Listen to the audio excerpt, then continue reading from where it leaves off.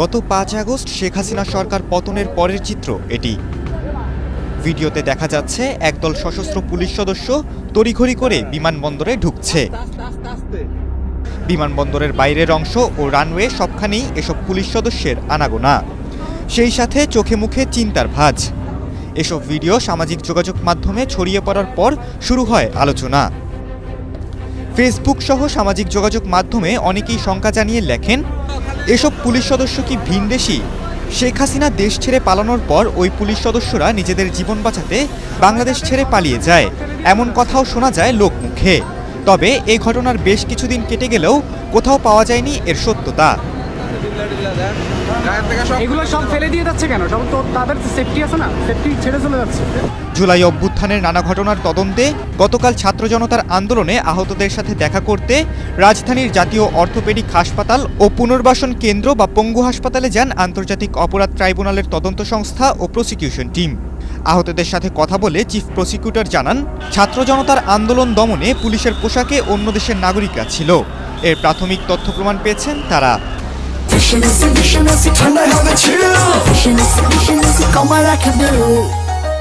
খুবই ইম্পর্ট্যান্ট একটা জিনিস আমরা এখানে জানতে পেরেছি যে বেশ কয়েকজন আহত শিক্ষার্থী যারা যাত্রাবাড়িতে এবং গাজীপুরে বা মাওনাতে যারা ছিল, এদের জায়গা থেকে আমরা যে প্রমাণটা পাচ্ছি, তারা বলেছে যে তাদের কাছে এসে গুলি করেছে যে পুলিশগুলো, তারা বাংলা ভাষায় কথা বলেনি, তারা অধিকাংশ হিন্দি ভাষায় কথা বলেছে, হিন্দিতে গালাগালি করেছে এবং এই তাদের আচরণ ছিল অসম্ভব ব্রুটাল। তারা কোনো দেশীয় কোনো মানুষ বাংলাদেশের উপরে নিষ্ঠুরতা করেছে সেই দৃষ্টান্ত আছে, কিন্তু তাদের নিষ্ঠুরতার মাত্রাটা অনেক বেশি ছিল।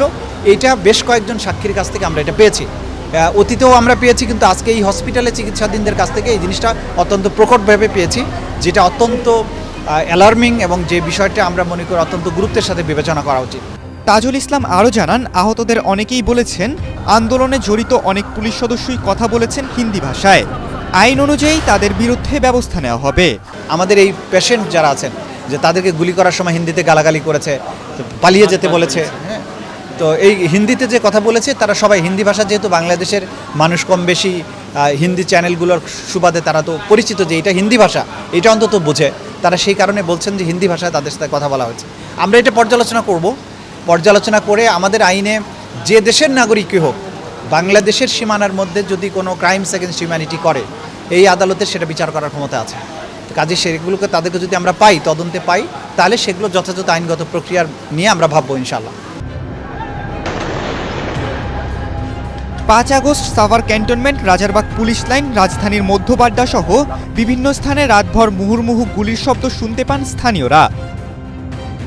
ব্যাটালিয়ন নিয়ে এলোপাথারি গুলি করতে করতে পুলিশ সদস্যরা এগিয়ে যায় রাজপথ দিয়ে। আর এসব ভিডিও সামাজিক যোগাযোগ মাধ্যমে ভাইরাল হওয়ার পরেই তোলপাড় শুরু হয় ভিনদেশি পুলিশ সন্দেহে।